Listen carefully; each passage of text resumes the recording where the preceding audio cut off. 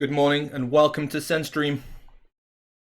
This morning we have a look at what is happening in week 8. We take a look at the tweet of the week, nutritional recommenders for high altitude. We talk supervisors project and next steps. We have a look at the student feedback provided in student engagement week. And we take some questions and provide answers in the chat. Guys, stay tuned to find out more.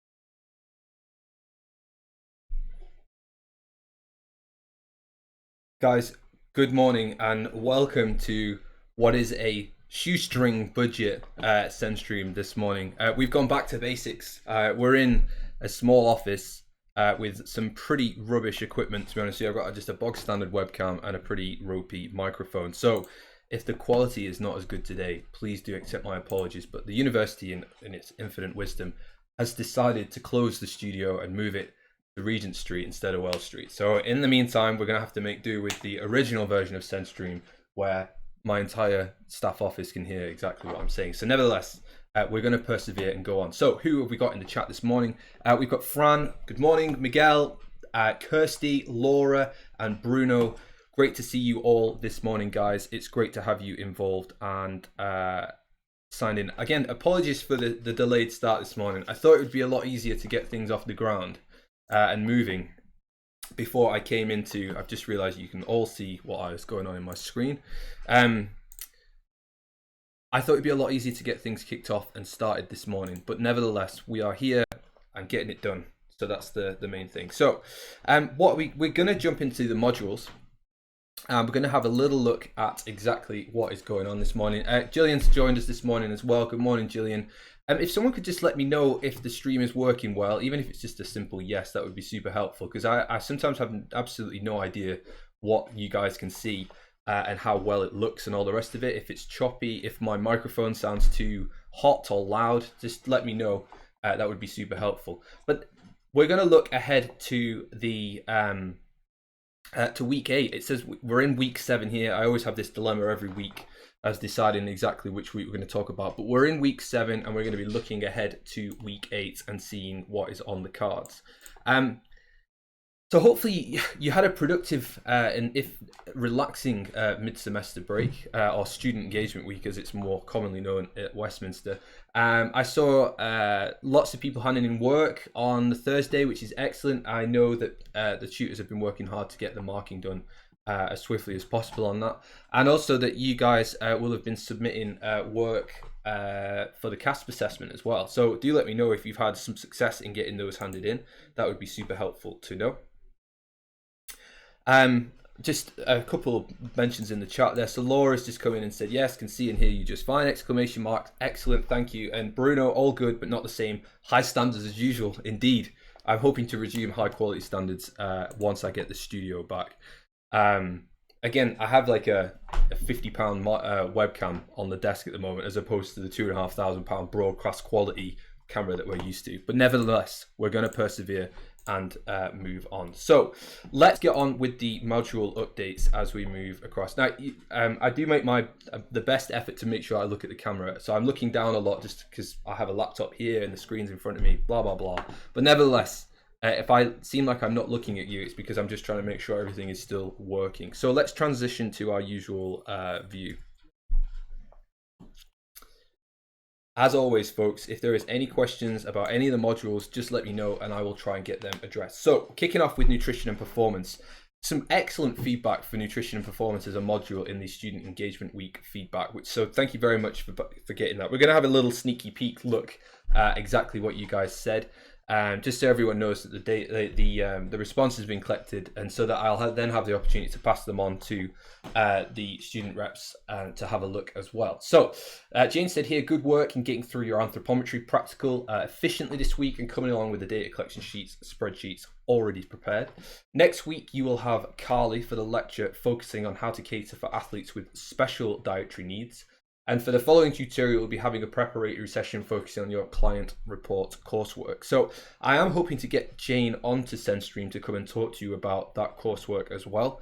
So hopefully at this point, the studio will be back. We'll have a proper interview where we can have some things. But she has got some acute sessions for you guys to, that acute sessions to go along to find out more about the assessment that you guys are going to do. So make sure you get yourselves across there and don't be afraid to ask any questions as well, because it's going to be important for you to ensure that you understand exactly what's going on that assessment moving forward.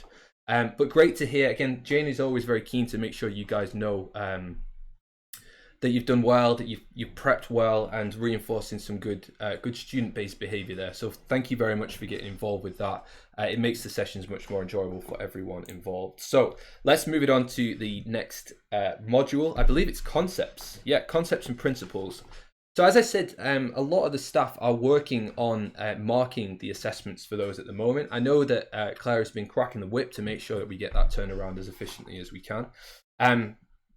So keep my role in this will be to moderate everyone's marks. So I'll be looking across all of the marks for all of the different questions from the different people who have been marking and ensuring there's a degree of consistency across the marks to ensure that there's no one individual who's got elevated marks or who's been particularly harsh, and also that the feedback that everyone gets is consistent. So that's the role that I'll be taking in the assessment for that one. But I've heard some good things with the submission so far, so it's great. And it's also, it's the first opportunity you guys get to get some feedback on the modules and on the assessments that you'll actually take. So it's important to make sure that you look at the feedback that you receive from your tutors as closely as you possibly can, so that you can then apply that to future assessments and really sort of develop and build as you move through the course. Just as a look forward to week 8, you're going to have 2 split sessions. You're going to have a vitamin D session, vitamin D and calcium, bones and beyond. So looking at the role that these essential micronutrients are playing in bone development throughout the life course as well, I believe. And then you'll have fluids and electrolytes with Teddy. We've got some confirmation that Teddy is happy to panopto this session as well. So do make sure that takes place. If he needs a prompt reminder, just let him know. Now, interestingly as well, Claire took the opportunity to do her own module level feedback. So obviously I focus on you guys as sport and exercise nutrition students, but because of the joint modules, we don't always capture the full perspective of the student body when we've got the 2 joint modules, so concepts and principles and research methods for health sciences 1. So Claire did invite you all to provide some more module specific feedback, and you can see here, praise be, 53% of the responses were for SEN, so congratulations for making sure that you have overhauled the other cohorts, so great job. However, this was only from 15 people on the module out of a potential 55. So if you do have something that you want to add, you can either add it through the course level feedback, or you can, if you have something that's really specific to concepts, then make sure you get onto the link and get involved. Now I'm just thinking, actually, if you don't have the link available, or if you're thinking, well, I'll do that now, let me stick it into the chat for everybody, and then you can have a little look from there.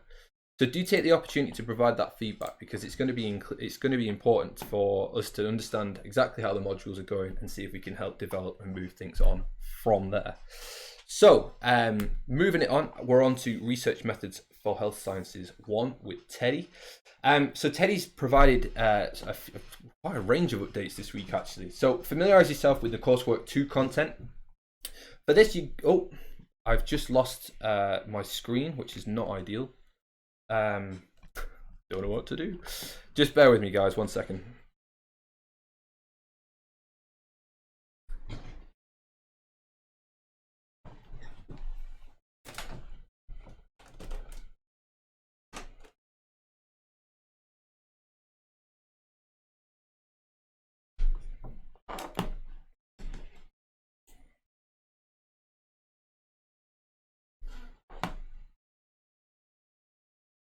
like a true pro, I pulled the power lead out of the back of the screen. So there we are. It's all going well this morning. So some updates from Teddy. So the coursework 2, you're going to be provided with a data set. And that data set will be provided to you at the beginning of week 8. And it's that data set which you're going to utilize for undertaking the actual assessment itself. So it's going to be important for you to familiarize yourself with exactly what that coursework requires of you, and also to really try and get a handle on the data set that's being provided for you. From earlier conversations in the semester, I believe one of the data sets should be sports specific. I will double check that with Teddy. In some ways, it doesn't really matter because they're just numbers, but I have asked for that to try and be specific. So I will double check that with him before we move on. I'm just going to make a... Oh, hang on. I'll make a note later on. I don't necessarily need you to see my work list of late. So, the other things going on this module, so you've got some readings that need to be completed, which were provided in the week 7 lecture. So do take a look at those and get yourselves up to speed with it. Please join in. So I believe a few of you are maybe struggling a little bit with some of the aspects of this particular module. So Teddy's putting on some extra support sessions for you guys, which is on a Tuesday from 10 till 12. So this will be before your nutrition performance session.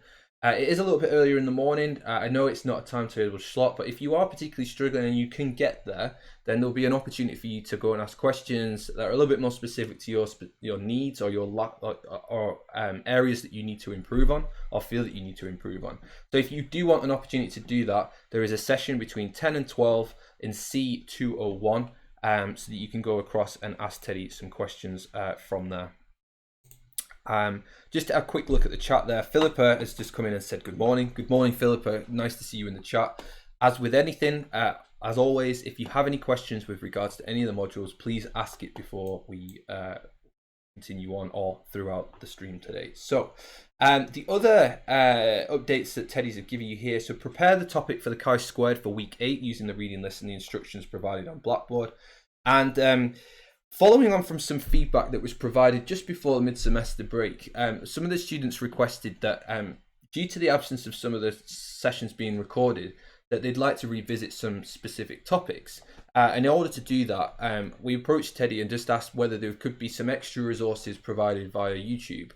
So some YouTube instructional videos which are of good quality, which kind of reinforce some of the learning that's taking part in the module. So hopefully those will be made available on Blackboard from next week, so that you guys have the opportunity to revisit some of the statistical techniques that are a little bit more challenging and just kind of really require you to kind of practice them. The more you have hands-on with some of those techniques, the better it's going to be for you in the long run, particularly looking ahead to research projects and actually applying those techniques to a question that you want to answer. So do take the opportunity to have a look at those and have a look around yourself as well. You know, if you know the technique, it's on SPSS, and you see a channel that's had a decent amount of views, the chances are it's not too bad. And also the way that different people present information can actually be quite helpful for understanding, as it simply allows you to look at a given problem in different ways.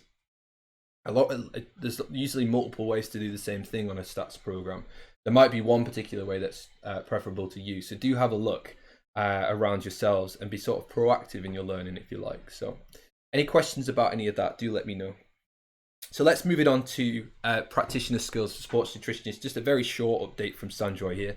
Next week you have Andy Berman from SEN. So Andy is the chief executive of the British Dietetic Association, which also houses a sport and exercise nutrition register, of which this program is an accredited program for. So what that means is when you finish your degree, essentially the degree and the content that we've covered as part of the course means that you can take the opportunity to become an associate member of SEN, which gives you some benefits. And Andy's going to come and talk to you about that kind of framework from the perspective of setting up your own business as a consultancy, what it means to be a professional within that particular realm, and also dealing with some of the ethics in sports nutrition. So thinking about doping, thinking about the use of supplements, and also the ethics of being a practitioner. So where do you start to cross boundaries and things like that? So it'll be an interesting talk from a guy who's leading one of the biggest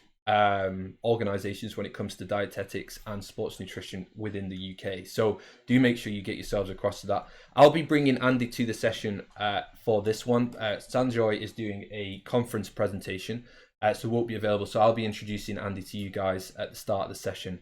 Please do ask him questions. He's a massive wealth of information that you guys can almost use to mine him type thing. So find out the more specific answers to the questions that you really want to ask. Just before we move on, Kirsty's come in on the chat. Let me just pop the chat up on the screen so you guys can see too. Kirsty's just come in. Which Tuesday? I believe it'll be next Tuesday. From sorry, I think I said 10 till 12. I'm not sure. However, Teddy is just stood right around the corner there, but never mind. I'm fairly certain that this will be running each Tuesday for the rest of the semester, but for the sake of the stream and clarity today, I'm going to make the assumption that it's going to be next Tuesday. That will be the 12th of November. So do get yourself across there if you want to get some extra support and help on that module. Hopefully that helps. I would take the opportunity as well, ahead of this Practitioner Skills for Sports Nutritionist session, just to find out a little bit more about the center register. So if I just have a quick look on here, so I'll just pull a browser up. I've just given you a sneak insight to my tweak of the week there, but never mind. So if we just go into center register, here we go. So we got the center register here. If anyone hasn't done this yet, and had taken the opportunity to just have a quick look at what the center register is, it would be a great opportunity for you to do that ahead of this session so you know exactly what Andy is representing and taking a look at. So do have a look and get involved. Sorry, I'm just clicking all over the place here. You can see who is already on the registrant list, which is always an interesting insight. So you've got registrant members, you've got associate members, and you've got academic associate members. So for individuals who work in universities who might not be in private practice, but they are actually contributing considerably to the literature. So those are the people that you would look at. You can find our accredited courses listed under the postgraduate courses here. And you can find out, I'm trying to find, yeah, here we go. Register, how to become a registration fees, etc., etc. So just to give you a little bit of context before we move on, at the end of the degree program, for everyone who's successfully passed the course or the elements that are relevant to the BDA Center register, well, the reason I say that is because it's only the taught component of the module of the program, which means that you are eligible to become a center register. It doesn't rely on the project. So at that point where all of the marks are confirmed, which is usually around about October next year for you guys, full-time guys that is, or part-time year twos, I will send a list to the BDA Center register, or Center, I always say it wrong, to confirm those that if you were to then put an application in, that you would be accepted onto the associate membership list. So hopefully that provides a little bit of clarity, but well worth having a look at ahead of the session next week, so you guys can be well up to speed with what Andy represents, etc., etc. There's also the BDA. Yeah, I'm assuming there will be a link somewhere in here to go to the BDA just to have a look. Yeah, down here. Useful links, British Dietetic Association. So do go and have a look at that and see what you think. Hopefully that gives a bit of clarity moving forwards. Okay, let me get the slides back up. So I think we are actually on. Yeah, I think we're on the mid-semester student feedback form. So thank you very much to the people who did take the opportunity to load this up. Now, what I'm going to do, my computer feels like it's about to explode because it doesn't do very well with streaming, which is why I do it in the studio now. Let me just take the opportunity to open up the responses. Again, just to emphasize, this is anonymous, so even though I'm going to bring up the responses, I still don't know who they are. There's more responses as a result of my request to put some more in. So, let me just have a quick look at the chat before we move on. Kirsty's just said thank you. No worries, Kirsty, that's absolutely fine. So, we've got 12 responses, of which the responses were 45%, 5 people on the full-time course, and 6 people on a part-time year 1 course. We've got some ratings here for the content, intensity, coverage, quality, activities, post-MSc career support, organisation, administration. I feel like we're doing all right. There's a few people throwing a few OKs in there. There's one intensity issue here, which I'll have a look at and get the student reps to have a look at as well. But you can see here that all of the responses are captured like this. So concepts and principles. Then we've got research method health sciences 1. We've got essentials of nutrition performance. And we've also got practitioner skills for sports nutritionists, which I think, okay, I don't know why it's done it like this. I will have to have a look at that, but never mind. Then we got the course level feedback, which I have to say, you guys have been very kind, which is nice. Or we're doing a good job. I don't know. It's maybe a bit of both. But we have got some good suggestions here as well. And particularly for those who are hopefully giving us a little bit of direction as to how they believe it would be improved. So the direction of travel from here, as my computer just, oh, no, let's get rid of that.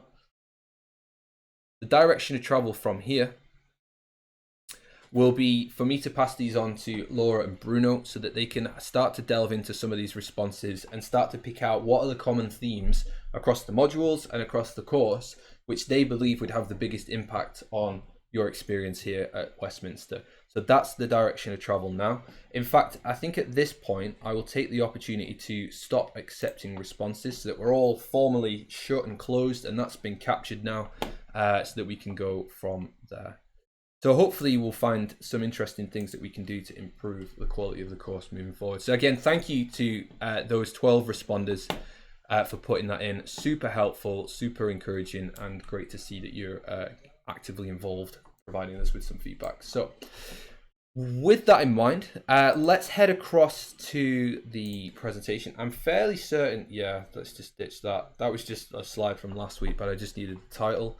Yeah, tweet of the week this week. So as I've said before, any questions, guys, just stick it up on the chat. I can have a look at it then, and we can go through and have a little, I'll try and answer your question, or direct it to the member staff who can answer that question. So any questions about any of the modules, any of the course, feedback, whatever, just get in touch and stick it on the chat. So tweet of the week. I saw this paper come out earlier on this week. It was tweeted by Trent, but there's a few big hitters in here that have contributed to this this sort of summative paper here. So proud to lead this incredible team effort, nutrition and altitude and narrative review.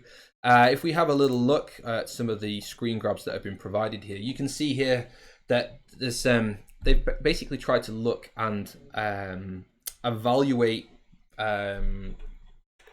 critically evaluate, like the literature surrounding nutritional interventions for increasing or maintaining performance at high altitude. So you can see here that they have this table which is looking at extreme altitude, so greater than 5,500 meters, which is crazy high, 1,000 meters higher than Mont Blanc, for example. You're talking about the Himalayas, Andes, the whole lot here, like the serious mountains here. High altitude, looking at Alps, some of the biggest Alps are in this range. Moderate altitude. Interestingly, most of the Tour de France major climbs will be somewhere just between, I'd say, about 1,800 meters and about 2,700 meters. I think the highest passes in the Alps. So that's very much, well, lots of question marks there. And the ticks essentially give indication as to whether there is convincing evidence or moderate evidence available for those things. And then low altitude, anything below 2,000 meters, as to whether there is any physiological effects or evidence to support these different nutritional interventions. And I believe, yeah, there is some extra data where they've tried to amalgamate some information here. I haven't read it yet. I definitely will be reading it though, because I think it's an interesting one. And I think Sanjoy will be interested in having a look at this one as well. So yeah, let me get a link to you guys. I will get it into the chat now. Feel free to take a look, have a download, have a read, more importantly, and take it from there. Just to give you, why am I passing this on? We have an altitude chamber, lest we not forget, at Westminster within C408. So one of Sanjoy's research projects last year looked at the impact of high altitude exposure on repeated sprint ability. There's no reason why you couldn't start to fill in some of the gaps with regards to the altitude exposure and some of the recommendations and conclusions that have been made with regards to future research in this area. So yeah, well worth having a look. It might even lead into a project for you later down the line. So take a look, get involved, see what you think, and go from there. Excellent. Now I think we're on to the chat. Yes, indeed. So I feel like it's been a succinct stream this morning, but I feel like it's had to be because I'm very conscious of the fact there's about 20 people sat to my side here, probably listening and thinking, why is this northern man shouting at a computer screen in a room on his own with a big green cloth over a bookshelf, which is pretty much exactly what is going on here. So I can try the chat. I don't think it's going to work though. You never know. Oh God, look at me. I'm floating in midair. Yeah. Okay. What I'll do, I'll head across to the other view, and then we can take questions from there. Cool. So as I said, guys, thank you very much for your contributions. Whoa, we're pretty big here. Thank you very much for your contributions to the mid-semester feedback. And congratulations for those that have got work in on time and are just generally smashing out the assignments and the assessments. One thing I didn't talk about, which I will talk about just now whilst we're waiting for any questions to come in, is that Sanjoy, I was chatting to him in the corridor yesterday, and Sanjoy has indicated that he is doing the one-to-one sessions with you with regards to the assessments on practitioner skills for sports nutritionists. So the plan was to have him in to do a Q&A session with you guys today. Thankfully, if I'm honest, that hasn't happened because he'd be sat like here and it'd be very, very intimate. And I'm not sure Sanjoy would be, I mean, I'm good with that, but I don't think Sanjoy would be happy about that. So he'd either be sat at my knee or sat very close to me and we'd be hugging and embracing, and it'd be all very friendly, but maybe not conducive to a Q&A session for finding out about the assessment. So yeah, take the opportunity to have that one-to-one session if you are doing practitioner skills for sports nutritionists. And also he's recorded a video for you guys to have a look at. So if you haven't looked at that, have a look at it. Then you can look at it in terms of the assessment outlines and the rubrics that he's going to be using for marking the assessment. So, you know, just be smart about how you approach the assessments, get all the information that you need to hand so that you can have the best stab at doing the assessments moving forwards. So yeah, as I say, in the coming weeks, I'm hoping to get Teddy on the stream to talk about some of the assessments on research methods for health sciences 1, particularly coursework 2, as to, you know, mistakes made, things to avoid, how you can do a great job, what's the best preparation that you guys could do. And similarly, getting Jane on to come and talk to you about the client assessment. Hopefully your interventions are going well with your clients. It'd be great to see if anyone has got any feedback on that front, just to see how things are going. So yeah, whilst again I'm still waiting for people to come in and ask any questions if anyone has got anything, but with regards to SenStream moving forwards, I'm hoping that next week we should be back to the normal setup. However, I've no idea what the new room looks like, and I believe it's going to be a temporary room, so I don't think they're going to be too keen about setting up equipment in a very permanent way. So it could well be that I run it as we're doing today, which is functional, you know, it does the job, but it's just not very it's just not as good.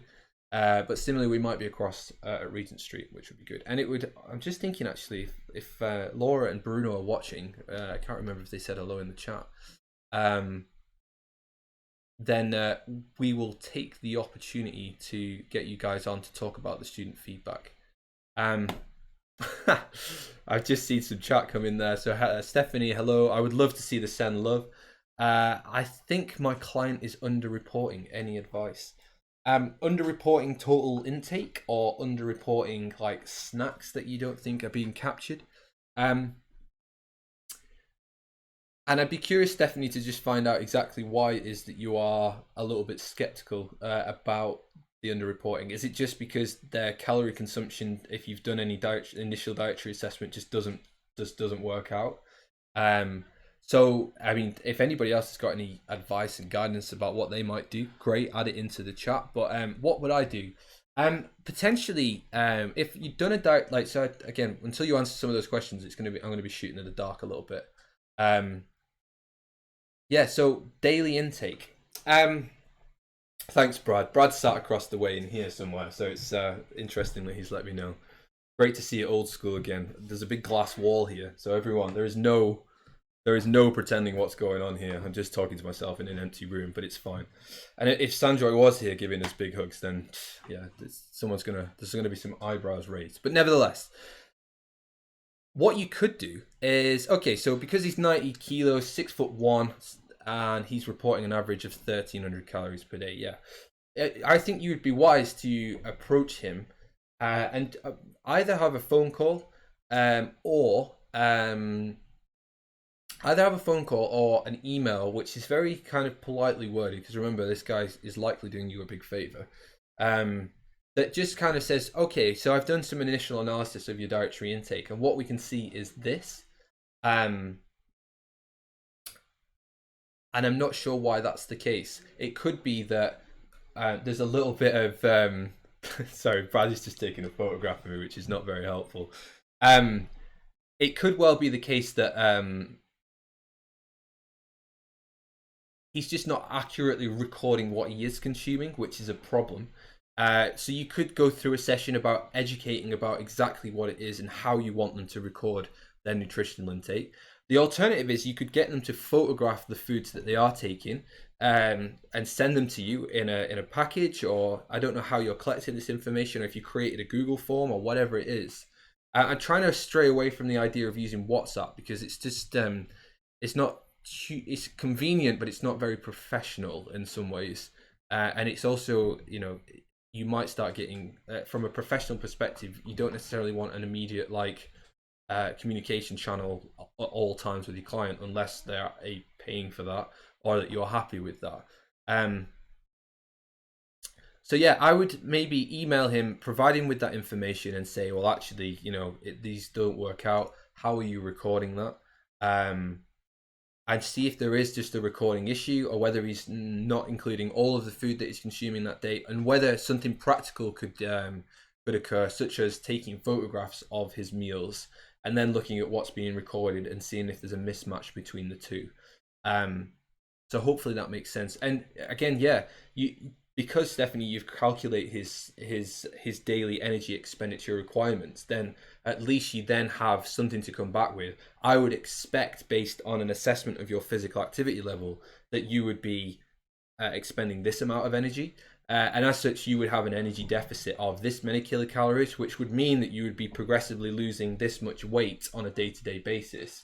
And if he's recording daily body mass, then you can be pretty certain that unless he's losing, kilos a week, if he was at that much of a deficit, then you could provide that information and see where the reporting issues are coming in.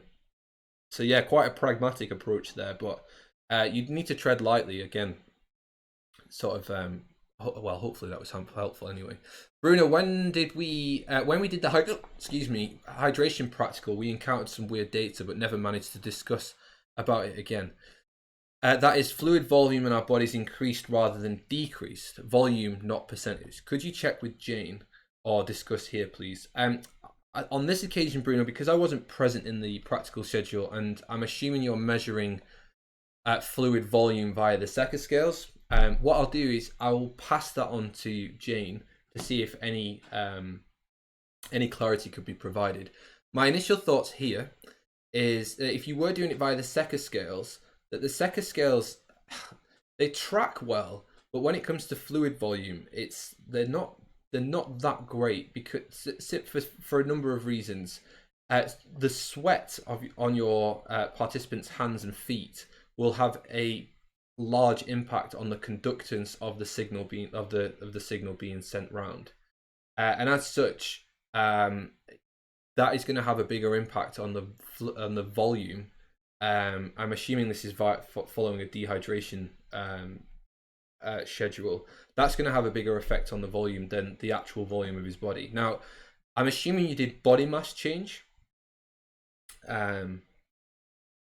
If you did a body mass change, so you measured weight before and after the dehydration protocol, that's going to be more reflective of the volume of fluid lost during the exercise bout. So hopefully that clears stuff up. But I will pass that on to Jane as a thing to pick up on as we come back. So Miguel's coming in there. My client complains of GI distress for years now. He recently did an intolerance test, and he's intolerant to a lot of common foods such as onion, carrot, tomatoes, apples, and other fruit and veg. Any recommendations there? He doesn't really believe the results 100%, but I'd like to be mindful with what I recommend. At Miguel's, what did he get tested for? Good question. If it was just to buy a coupon and split into a tube, they could be really off. Some of them really more, yeah. So allergy testing and intolerance testing is a bit of a weird area. Some people can result in getting positive results for things that they're not intolerant to at all. And as such, like the only reason I know about this is looking at it from the context of allergies and food testing in children, essentially, because I'm more concerned about my child's allergies than anything. He's not allergic to anything, but when he was growing up, the whole idea of peanut exposure progressively throughout the life course of a child is interesting because you build up a tolerance to it. So in that example, you might be intolerant to it, but you develop resistance to it as you move by. So what I would advise, Miguel, is that, okay, you've got a direction here that maybe your client continues his normal habitual intake, but you progressively or systematically eliminate some specific foods, and then you have a catch-all term which looks at gut distress. So you can have a measure of gut GI, gastrointestinal distress, which you could find in the literature. Use a similar questionnaire, and then as you progressively eliminate foods to see whether there is a correlation between the food that's been omitted and the GI distress that you've measured. So you're trying to systematically identify of those particular foods, which one is the one that they are most sensitive to. Because I'm not being funny, but if this individual cut out a lot of these things that you've mentioned here, then they're probably going to become nutritionally deficient in other things, unless they were supplementing, which we want to try and stray away from, is what I would say there. So hopefully that's helpful, Miguel. I'm not sure. Again, quite a pragmatic approach there, but you don't have that many tools available to you, so you've got to work with what you've got, is what I would say. Bruno said here, yes, body mass change, weird.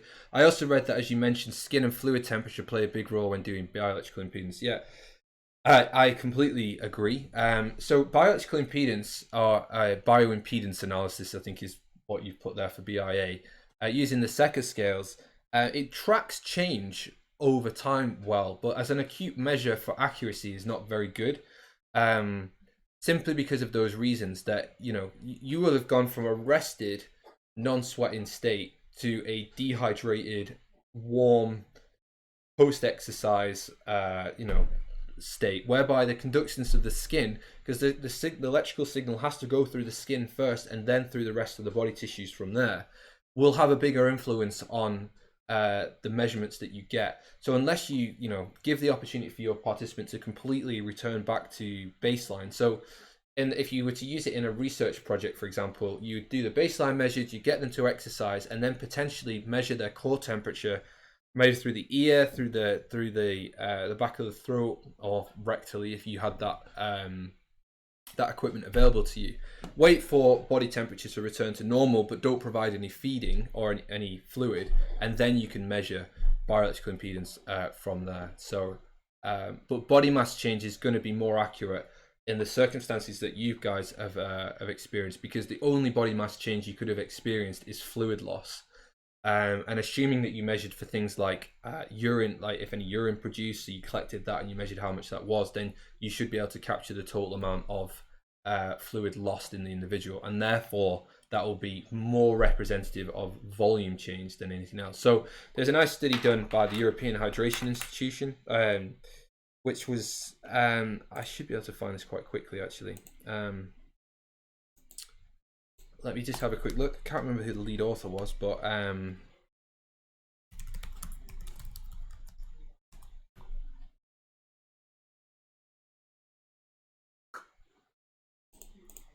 just bear with me and I'll see if I can find it. Yeah, okay, Ron was the...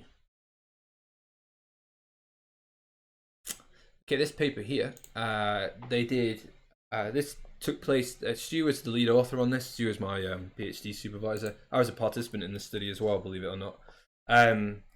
They basically looked at the hydration potential for different drinks to not look how well a drink hydrates, but how long a drink maintains a hydration status for. So have a look at that.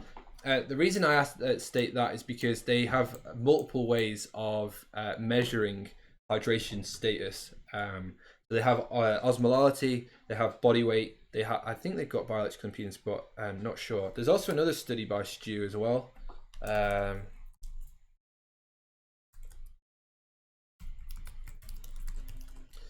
Where they looked at specifically impact of DEXA scans. It's not going to be that because it wasn't done then.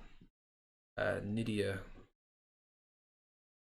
Yeah, okay. So this is Nydia Rodriguez. She's a PhD student at Sterling. She's actually now a lecturer there. This is her PhD student. This is her PhD thesis. In there is a study about the influence of dehydration on lean mass in DEXA scans. So have a look at that. That's another interesting paper to have a look at. There is a published paper of that. I just don't know where it is. So if you're interested in finding out more, those are two great places to look. So hopefully, Bruno, that will help you get a little bit more of insight. Yes, this is how you've assessed it in the practical schedule, which is time limited in nature and limited by the equipment that you've got. But when we look into the big wide world, this is how people are doing that on a sort of professional level. So you can try to apply what you've learned to different scenarios and settings from there, really. So hopefully that's helpful. Cool. Excellent. I just trying to see, super helpful. I thought of removing certain foods every week and see if there would be any improvements.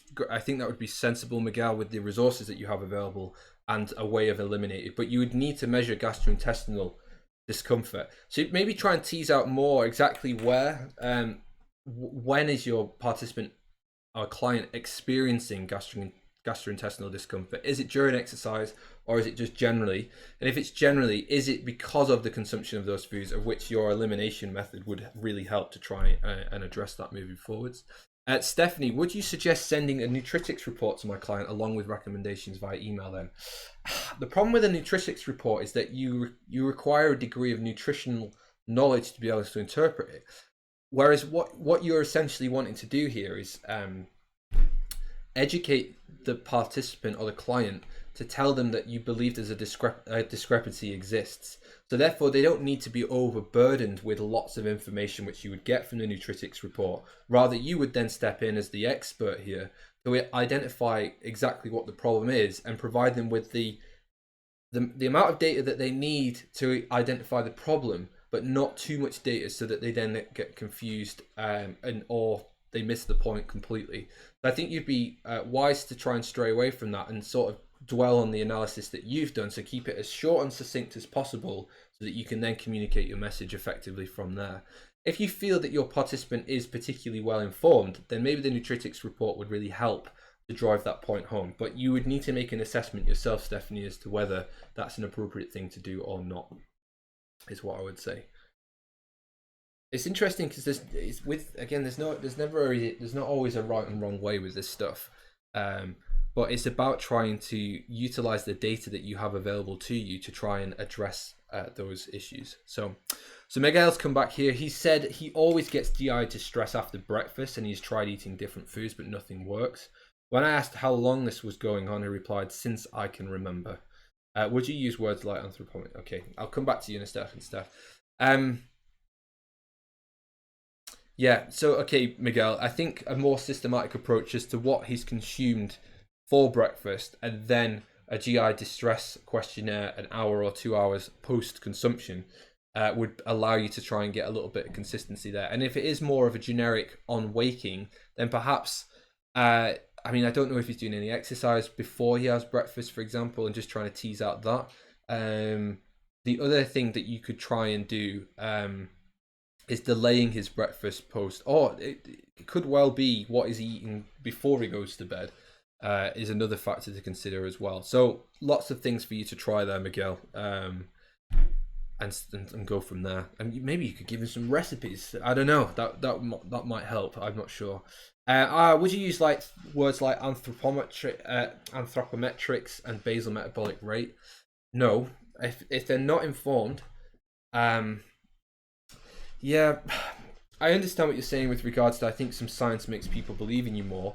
It gives you a degree of authenticity. I totally get that, but at the same time, you need to balance that with a level of understanding. So you can take someone's head off with all the long technical words that you possibly can, but the reality is that you need them to understand what the problem is so that you can try and do something about it. So anthropometrics, we all here now know what that means, but what you actually mean is height, weight, uh,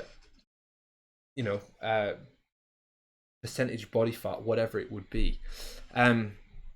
Basal metabolic rate is a commonly known term, but you could also use these terms and then in brackets afterwards give a layperson's explanation as to what that is. So for example, your basal metabolic rate is whatever it is, which refers to the amount of energy that you require to maintain basic bodily function. So at least then you're giving that credibility because you're not just throwing it out there and leaving it to the client's interpretation. So hopefully, yeah. There's a nice thing called let me see if I can find it.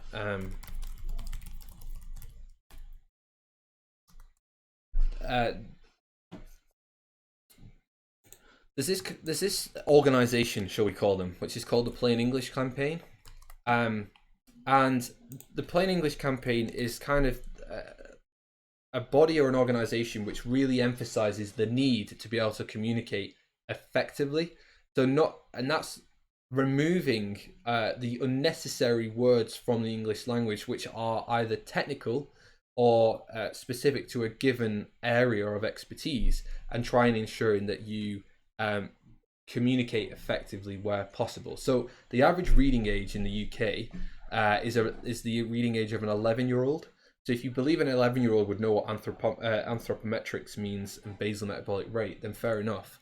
But the likelihood is they don't. So this Plain English Campaign, which I hope I've just given you a link to, gives you some examples about how you can try and reduce the technical jargon, if you like, in the language that you use, so that you still come across as being informed and capable of communicating a message, but you're not losing the reader within the technicality of your